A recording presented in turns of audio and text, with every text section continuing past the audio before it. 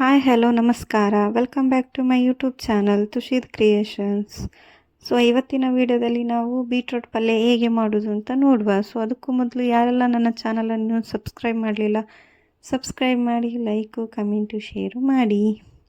So ಮೊದಲಿಗೆ ನಾವಿಲ್ಲಿ ಒಂದು ಪಾತ್ರೆಯಲ್ಲಿ ಅಂದರೆ ಬಾಣಲೆಯಲ್ಲಿ 2-3 ಟೇಬಲ್ ಸ್ಪೂನ್ ಆಗುವಷ್ಟು ಆಯಿಲನ್ನು ತಗೊಂಡಿದ್ದೇನೆ.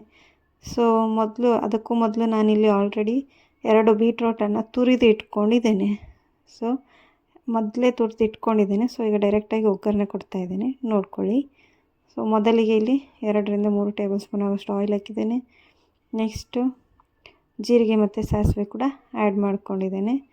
ನೆಕ್ಸ್ಟು ಕರಿಬೇವು ಸೊಪ್ಪು, ಆದಮೇಲೆ ಹಸಿಮೆಣಸಿನಕಾಯಿ 2-3, ಆಮೇಲೆ ಒಂದು ಈರುಳ್ಳಿ ಚಿಕ್ಕದಾಗಿ ಕಟ್ ಮಾಡಿರ್ಕೊಂತ ಈರುಳ್ಳಿ. ಸೊ ಇದನ್ನೆಲ್ಲ ಹಾಕಿ ಚೆನ್ನಾಗಿ ಫ್ರೈ ಮಾಡಬೇಕು. ಒಂದು ಸ್ವಲ್ಪ ಕಲರ್ ಚೇಂಜ್ ಆಗೋವರೆಗೂ ಫ್ರೈ ಮಾಡಿದರೆ ಸಾಕು.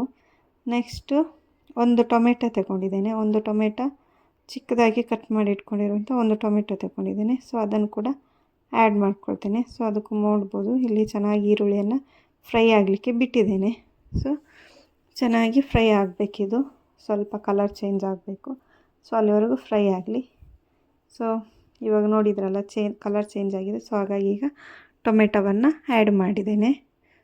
ಸೊ ಟೊಮೆಟೊ ಆ್ಯಡ್ ಮಾಡಿದ ಚೆನ್ನಾಗಿ ಫ್ರೈ ಮಾಡ್ಕೋಬೇಕು ವಾಪಸ್ಸು. ಅದೊಂದು ಸ್ವಲ್ಪ ಆಯಿಲಲ್ಲಿ ಬೆಂದ್ರೇ ಚೆನ್ನಾಗಿ ಟೇಸ್ಟ್ ಬರೋದು. ಸೊ ಹಾಗಾಗಿ ಇದನ್ನೊಂದು ಸ್ವಲ್ಪ ಆಯಿಲಲ್ಲಿ ಬೇಯಲಿಕ್ಕೆ ಬಿಡಬೇಕು. ನೋಡ್ತಿರ್ಬೋದು ಚೆನ್ನಾಗಿ ಬೇಯ್ತಾ ಇದೆ, ನೋಡಿದ್ರಲ್ವ ಕಲರ್ ಚೇಂಜ್ ಆಗಿದೆ ಈಗ. ಸೊ ಇದು ಇಷ್ಟು ಬೇಯುವವರೆಗೂ ಬಿಡಬೇಕು. ಇದಾದಮೇಲೆ ಒಂದು ಸ್ವಲ್ಪ ತಿರುಗಿಸಿ ಚೆನ್ನಾಗಿ ಮಿಕ್ಸ್ ಮಾಡಿಕೊಂಡು ಆದಮೇಲೆ ನಾವೇನು ತುರಿದಿಟ್ಕೊಂಡಿದ್ದೇವೆ ಈ ಬೀಟ್ರೋಟನ್ನು ಸಣ್ಣಾಗಿ ತುರಿದಿಟ್ಕೊಂಡಿದ್ದೇವೆ, ಕಟ್ ಮಾಡಿಲ್ಲ, ತುರಿದಿಟ್ಕೊಂಡಿರುವಂಥದ್ದು. ಸೊ ತುರಿದಿಟ್ಕೊಂಡ್ರೆ ಟೇಸ್ಟ್ ಚೆಂದ ಬರ್ತದೆ ಅದರದ್ದು. ಸೊ ಹಾಗಾಗಿ ತುರಿದಿಟ್ಕೊಂಡಿರುವ 2 beetroot, medium size 2 beetroot.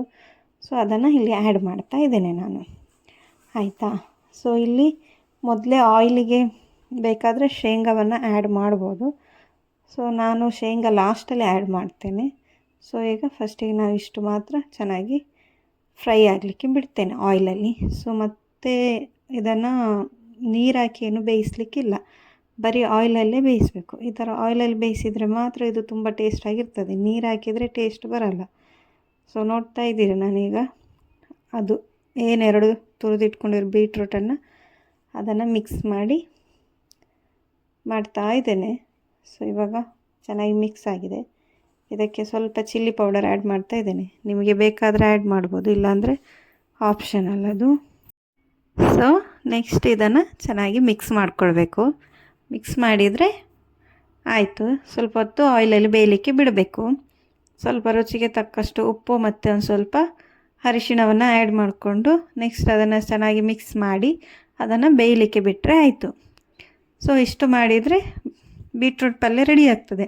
But ನಾನು ಮೊದಲೇ ಹೇಳಿದ ಹಾಗೆ ಸ್ಟಾರ್ಟಿಂಗಲ್ಲೇ ಶೇಂಗಾವನ್ನು ಆ್ಯಡ್ ಮಾಡ್ಕೋಬೋದು ಅಂತೇಳಿ. ಸೊ ಶೇಂಗಾವನ್ನು ಆ್ಯಡ್ ಮಾಡಿದರೆ ಚೆನ್ನಾಗಿರ್ತದೆ, ಇನ್ನೂ ತುಂಬ ಚೆನ್ನಾಗಿ ಟೇಸ್ಟ್ ಬರ್ತದೆ. ಇದನ್ನು ರೊಟ್ಟಿಯಲ್ಲಿ, ಚಪಾತಿಯಲ್ಲಿ ಮತ್ತು ಅಕ್ಕಿ ರೊಟ್ಟಿ ಆ ಥರ ಏನು ರೊಟೀಸ್ ಇದೆ ಅದರಲ್ಲಿ ತಿನ್ಬೋದು. ತುಂಬ ಟೇಸ್ಟಿಯಾಗಿರ್ತದೆ ಮತ್ತು ತುಂಬ ಹೆಲ್ದಿ ಕೂಡ ಇದು. ಸೊ ಹಾಗಾಗಿ ಎಲ್ಲರೂ ಕೂಡ ಟ್ರೈ ಮಾಡಿ.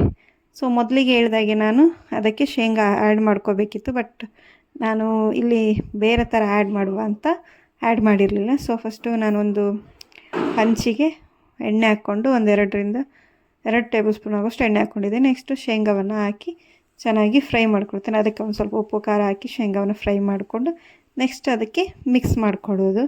ಸೊ ಶೇಂಗಾವನ್ನು ಚೆನ್ನಾಗಿ ಆಯಿಲಲ್ಲೇ ಫ್ರೈ ಮಾಡಬೇಕು, ಹಾಗಾದರೆ ಕರುಮ್ ಅಂತೇಳಿ ನಿಮಗೆ ತಿನ್ನುವಾಗ ಸಿಗ್ತದೆ. ಅದು ತುಂಬ ಟೇಸ್ಟ್ ಕೊಡ್ತದೆ ಪಲ್ಯದಲ್ಲಿ ಇದನ್ನು ಆ್ಯಡ್ ಮಾಡೋದ್ರಿಂದ. ಸೊ ಹಾಗಾಗಿ ಯಾರಿಗೆ ಎಲ್ಲ ಬೇಕೋ ಅವರು ಆ್ಯಡ್ ಮಾಡಿ, ಇಲ್ಲಾದರೆ ಬೇಡಾದರೆ ಸ್ಕಿಪ್ ಮಾಡಿ. ಇಷ್ಟು ಆಗ ತೋರಿಸಿದಲ್ವ ಅಷ್ಟೇ ಬೇಯಲಿಕ್ಕೆ ಇಟ್ಟರೆ ಮುಗೀತದೆ ಪಲ್ಯ. ಸೊ ಬೇಕಾದವರು ಇದನ್ನು ಈ ಸ್ಟೆಪ್ ಆ್ಯಡ್ ಮಾಡ್ಕೋಬೋದು, ಇಲ್ಲಾಂದರೆ ಸ್ಕಿಪ್ ಮಾಡ್ಬೋದು.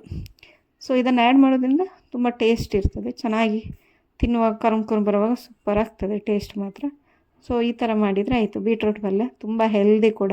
ಸೊ ಬ್ಲಡ್ ಯಾರಿಗೆಲ್ಲ ಕಮ್ಮಿ ಇರ್ತದೆ ಅದನ್ನು ಬೀಟ್ರೂಟ್ ಪಲ್ಯ ವಾರದಲ್ಲಿ 1-2 ಸರಿ ತಿನ್ನೋದ್ರಿಂದ ತುಂಬ ಒಳ್ಳೆಯದು. ಸೊ ಎಲ್ಲರೂ ಟ್ರೈ ಮಾಡಿ.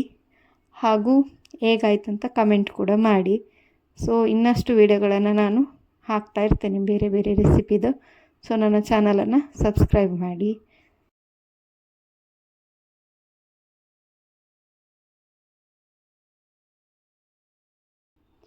ನೋಡಿದ್ರಲ್ವ ಹೇಗಿದೆ ಅಂತ ಆ್ಯಡ್ ಮಾಡಿದ್ದು.